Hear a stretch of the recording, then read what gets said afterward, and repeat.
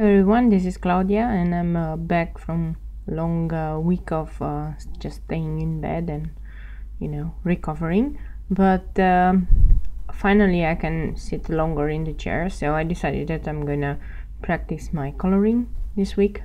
So I had this stamp for quite some time. I never use it. It's a Dutch stamp, and it was a really nice girl. So I decided, okay, this is the perfect image to practice my coloring.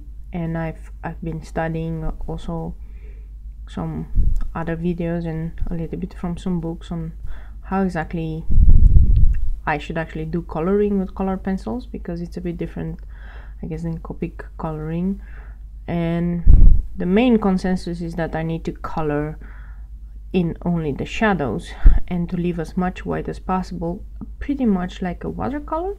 So I try to do that in this image, and I stamped it with VersaFine ink, but for some reason it decided to stamp very good, so I used my micron pen to fill in any black lines that was missing, so I didn't have to throw away my card. And now I'm actually selecting the color pencil. I didn't want to use too many color pencils, and maximum I'm gonna use 2 colors of the same shade, and I'm going to try to just blend out the colors. So instead of just filling in everything with one color then trying a darker color, I'm just gonna fill in a very small portion and then trying it to blend it out. So I'm starting with the hair. The hair is actually the most difficult part. So after many tries, I actually tried this coloring 5 or 6 times before I actually filmed it.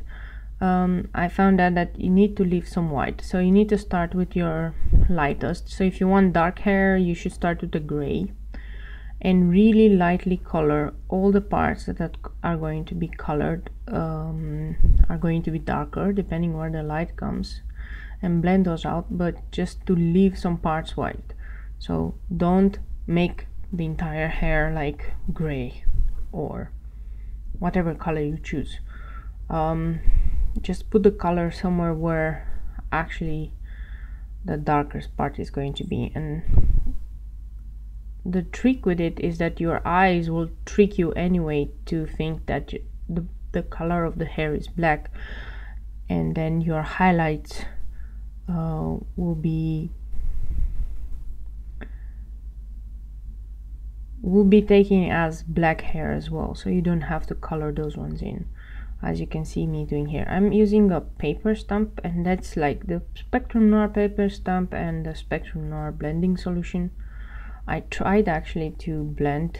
I went and bought the baby oil blending, and I really didn't like how that was. First of all, it was destroying my paper stamps, really destroying them. And then it wasn't really blending all that good, so I'm not using it anymore. I thought it's going to be better than the normal blending solution, but apparently not.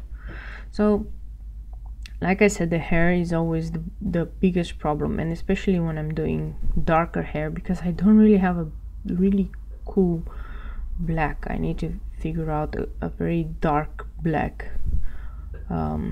But anyway, I'm going to the dress, and I'm using a really light green. I like the green color for dresses, and you can see I'm just coloring. I'm just putting color where the shadows will be. Just this gives it a nice 3D kind of look.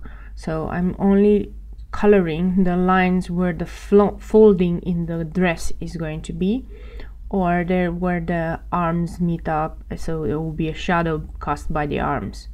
And then I'm going with a darker shade of green, and again I'm only putting the darker shade on the parts where the dress is folding. I don't even bother to blend everything out. I'm gonna leave a lot of white space.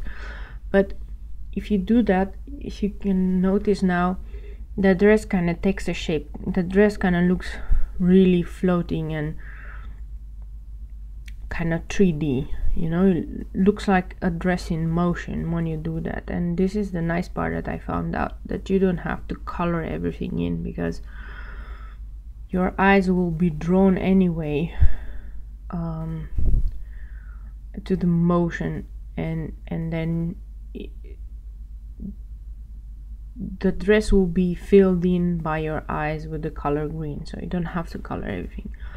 Not sure if you guys really like it, but I find it very nice. I find it much better coloring than the one I used to do, because I used to have really dark coloring everything, and everything looked flat because I put so much color everywhere. And now I'm just doing, and then very slightly maybe blending out some colors only in the end. So this is a trick that, in my idea, everybody should try out to see if you can do this coloring and leave as much white as possible. And usually it's easier when you do watercolor, but also with color pencil it gives a really cool look. And for example, the girl has an umbrella, and I thought, why don't I just color just parts of the umbrella? I don't have to color everything else, and then I slightly blend everything towards the middle. That really draws the eyes to the girl, you know, makes the girl the focus point. And then I'm going to go with a darker shade of red or pink, and just gonna do the outside part, and this really, I think, gives it a really cool effect. Of course, I'm just learning now how this whole kind of color, like do not color or leave the white kind of style it's a bit opposite of what I used to do before, but for me it does give me better results. So the same I'm going to do for the legs. I'm just going to grab some gray, and I'm going to very lightly color in just the parts where I think the shadows will come, and then I'm just going to make more darker color exactly there on the margins. And this really gives it a nice idea, like, okay, she wears these socks, and there's really nice blending. You don't have to color everything. The same for the arm. I'm just going to put the skin color only on the parts of the arms that will have the shadows. I don't even need to blend all those parts out, actually. The only part where I put a bit more skin color is on the face, where I'm going to color everything in, but you can see it's very lightly. I don't even blend it out. And then I'm going to draw with gray, actually, the shadows on the face from the hair, and that's going to make it look really nice. And then I put some red in her cheeks. Now my advice is to try this out. I mean, this kind of techniques really takes time. Like I said, I just stamped it on a piece of paper 5 times, and I did the same coloring multiple times until I actually got something workable. I will keep trying. I will keep exercising, because I think if I exercise often, then I will get better and better. I think that is the biggest thing to take out of this.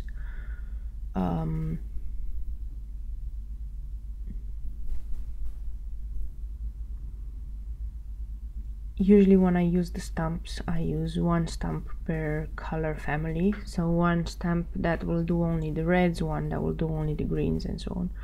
I don't like to mix and match. And here I cut the image out with some scissors. I spared you the whole cutting phase because that's a bit boring. And I'm going with some Winkle Stella all around the image, just to make it more shiny and nicer. The coloring I did on a Nina cardstock, which is 120 pounds, and the difference with this cardstock is that it's very shiny. And actually, I would say almost I would need to use something with a little bit more tooth in it, like a very thin watercolor paper, because this particular paper, these color pencils, which are waxy, kind of you cannot really add color on top of it very good. So, but that is a learning that I'm gonna use for next projects, where I'm going to use different papers. Now for my base card, I'm using some green paper, and I also have some with a die cut from Lanvin, which is that little pierced rectangle, and also from Lanvin some border dies.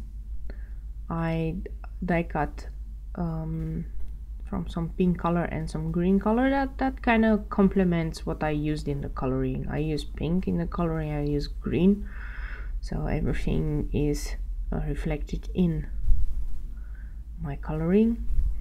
And now I have a Simon Says Stamp sentiment. It's an older one, and it says always dreaming of you, or dreaming always of you, something like that. And I just stamped it with dreaming always of you, it says, and I stamped it with VersaFine Onyx black ink. And now I'm just going to adhere everything using my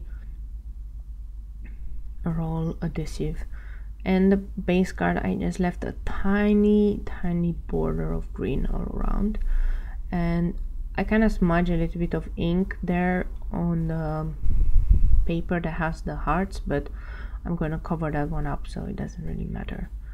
I'm grounding my image using the scalloped die cuts, and then I'm going to adhere my colored image on top with some foam squares. So this was kind of my card. I have several images that I actually wanted to learn how to color with. Of course, you can use any type of images that you have at hand, but always I like more people images, because usually the dresses or the clothing are looking sometimes like in motion, and you can do very good the shading on it. And this is kind of a very good image to work on.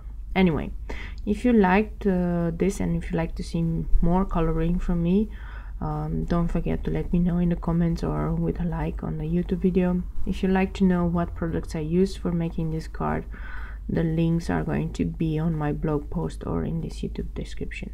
Thank you so much for watching, and hope to see you next time.